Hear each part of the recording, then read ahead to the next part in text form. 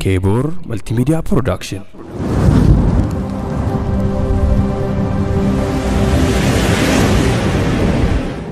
ለጠየቅኳችሁ ጥያቄ መልስ እየፈለጋችሁ እንመካከር። ሴትነት ክብሬ ነው ማልደራደርበት፣ ብዙዎች ብንቁኝም እኔም ማላፍርበት፣ ምን ቢያወርዱት ቁልቁል መቀማቅ ብልኩት፣ ሴትነት ክብሬ ነው እኔም ማላፍርበት። እነዚህ የግጥም ስንኞች ሴትነትን አይገልጹልኝም። እኔ ብናገር ምንም ባወራ ሴትነት ምን እንደሆነ ሊገልጽ አይችልም። ከኔ የበለጠ እናንተ ልትረዱት ትችላላችሁ። ከዛሬ 1444 ዓመታት በፊት ነበረ ጃሂልያ በተስፋፋበት ጊዜ ሴት ልጅ እንደ ዕቃ የምትታይበት ጊዜ ነበር። ይህም ብቻ አይደለም፣ ከነነፍሷ ሴት ልጅ ትቀበራለች፣ እንደ ሸቀጥ ትሰጣለች። በዛን ጊዜ ሴት ልጅ እንኳን በባዳ በሩቅ ሰው በአባት በእናቷ አትወደድም።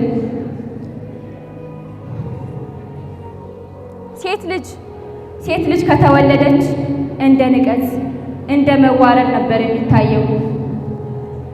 በጣም ይገርማል አይደለም? ሴት ስትወለድ ክብር ይወርዳል። ሴት ስትወለድ የቤቱ ክብር ዝቅ ይላል ተብሎ ነበር የሚታሰበው። እልልታም አይኖርም፣ ጭፈራም አይኖርም። ሴት ከተወለደች ክብር አይኖርም፣ አባት ይዋረዳል። ሴት ልጅ የቤትን ክብር ትቀንሳለች ይባላል። እንደ ዕቃ ትሸጣለች፣ እንደ ባሪያ ትኖራለች። ሴት ልጅ ለወንድ ልጅ ስሜት እርካታና ለደስታ ካልሆነ አልተፈጠረችም። እንደ ቤት ዕቃ ማለት ነው። ይገርማል አይደለም? አዎ በጣም ነው የሚገርመው። አስቡት፣ ከተወለድን በኋላ የወንዶች መደሰቻ ብቻ ነበረን እኛ፣ ጥቅምም አልነበረንም ተብሎ ነበር የሚታሰበው። ብቻ ፈተናው ብዙ ነው። ምን አለፋችሁ ታሪኩን ካነበባችሁት በደንብ ትረዱታላችሁ። በዚህ ጊዜ ነበረ አንድ የተለየች ቀን የመጣችው። እሷም ቀን ረሱላችን ሰለላሁ ዐለይሂ ወሰለም ወደዚች ምድር በመጡበት ሰዓት፣ ቁርአንን የመሰለ ፍትሃዊ መሪን ወደዚህ ምድር ባመጡበት ጊዜ ነበረ የሴት ልጅ ክብርም ወደዚህ ምድር የመጣው።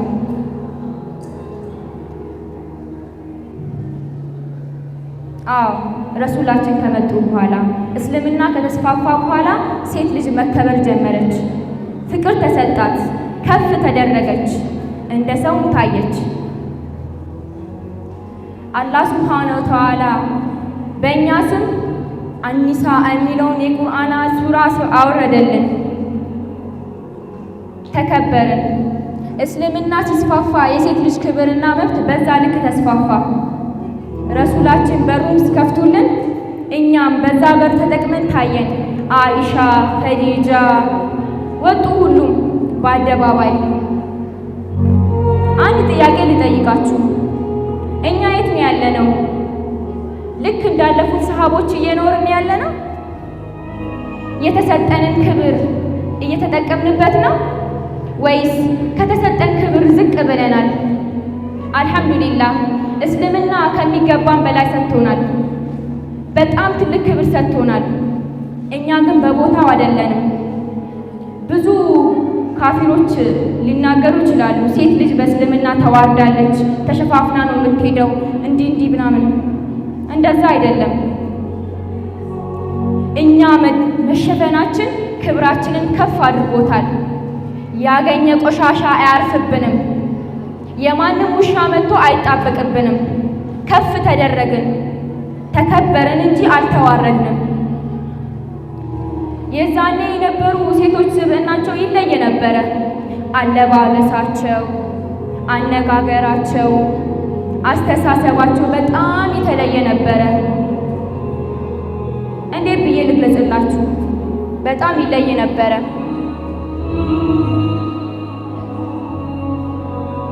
ጥያቄውን አሰባችሁበት? ሴትነት ምንድን ነው? ታሪካችንን የምንቀይረው ከፈጣሪ ቀጥሎ እኛ ብቻ ነን። ከሰዎች ብዙ አንጠብቅ። ሰዎችን ካስቀመጥንባቸው ቦታ አናገኛቸውም። በሁኔታና በጊዜ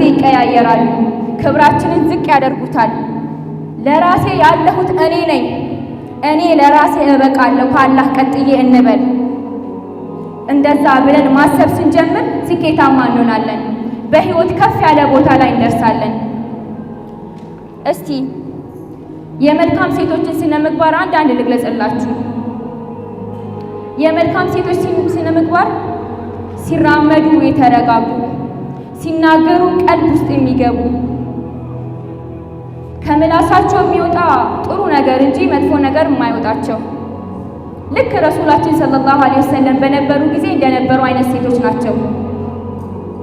አለባበስ ለሴት ልጅ ወሳኙ ነገር ነው። ይህ በመሆኑ እኛ ግን የት ነው ያለነው? እስልምና ውስጥ እንዳለባበስ በጥብቅ የተመከረ የተነገረ ነገር የለም። አለባበስ ሲስተካከል ሁሉ ሊስተካከል ይችላል ማለት አይደለም። ግን ከሁሉም ቀጥሎ ከስነ ልቦና ከጭንቅላታችን አቀራረጽ ቀጥሎ ልብሳችን ወሳኝ ነው። እስልምናችንን የሚገልጽልን ወሳኝ ነገር ነው። ሂጃብ አንድ ፍሬ ፀጉርን ከማሳየት ሙሉ ሰውነትን ማሳየት ይሻላል። በአሁኑ ሰዓት ባለንበት ጊዜ ከመሬት መንሸራተት ይልቅ የሂጃብ መንሸራተት እያሳሰበን ነው።